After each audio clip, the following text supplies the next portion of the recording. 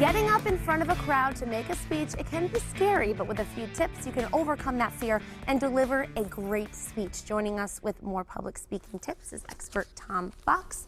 And you're joining us again earlier, well, I would say about a month ago, you came on Mass Appeal and we talked about overcoming that fear. Yes. And now today we're going to talk about executing a wonderful speech. Yes. And it is possible. So the first tip that you have is to know your material. Yeah, that's the same thing for overcoming your fear. The more command you have over something, the more comfortable you are with it. So the more you do your research, the more you practice, the more when you get up to the opportunity to speak, you're going to have more command over it and you're going to be a little bit more comfortable in your own skin. Yes, exactly. And you'll really know the content of what you want to share. And you don't feel like you're constantly looking down to read. And you also have to be cognizant too, different speaking has different times. So if you're going to go on to a 20-minute speech versus a 60-minute speech, you really want to know your material fully and account for that whole time.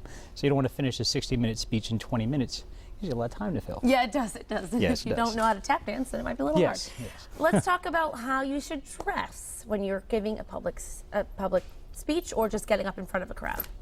Yeah, you want to dress with clothes that fit you, clothes that complement you. All eyes are going to be on you. That's the first thing. And the other thing too is, going back to that comfort level. Even though you know your material, you may still be a little bit uncomfortable.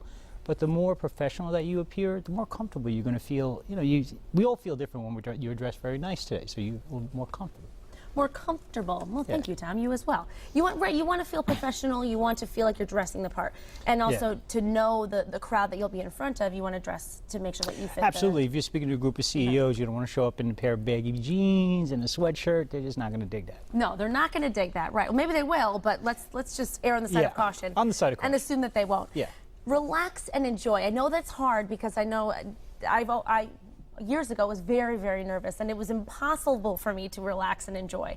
But how can someone really just make themselves relax? So I had the kind of a weird situation. So I used to speak nationally before I started speaking publicly.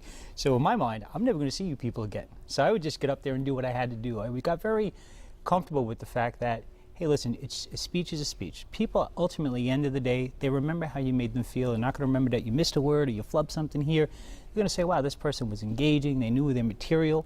Again, people, even from the last time that we spoke, people really appreciative of the information you're giving them. So they're really focused on that. Your job is to make it fun and engaging. And you have that opportunity to have all these people listen to you. So you want to enjoy that. Indeed, yeah. It does get challenging, especially obviously if it's the first time that you're speaking for on the particular subject. But again, if you practice and you run this by folks, you're going to go over there and be, the ability to have a good time with it. Now you want to look people in the eye. How can you do that without feeling uncomfortable?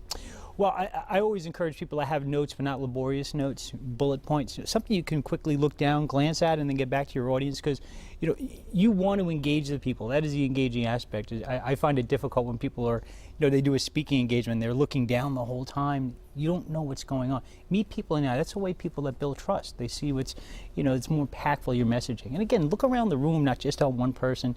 Find the friendly faces in the crowd and you get, engage those people. I think we can take something from this as the audience members. The next time we're listening to someone who's giving a speech, we can be that friendly face they rely on. Yeah, don't be the one checking your text messages or anything. Have respect. I mean, someone's coming in to talk to you. They're imparting their knowledge on you.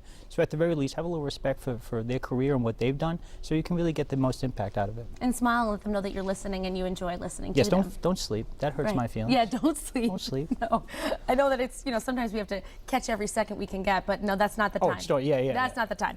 All right, pay attention to your body language when you're up there speaking. Yeah, it's a dead giveaway. I mean, if you're uncomfortable with what you're saying, not only like the messaging is something new that you're trying to kind of get out there, or if you don't believe in the message, that's a big challenge, because people do pick up on your body language. We kind of let it go because it's almost inherent to the way that we move, so we're focused on what we're delivering, so we don't see that we have the nervous tics and things like that. That tends to be a big challenge.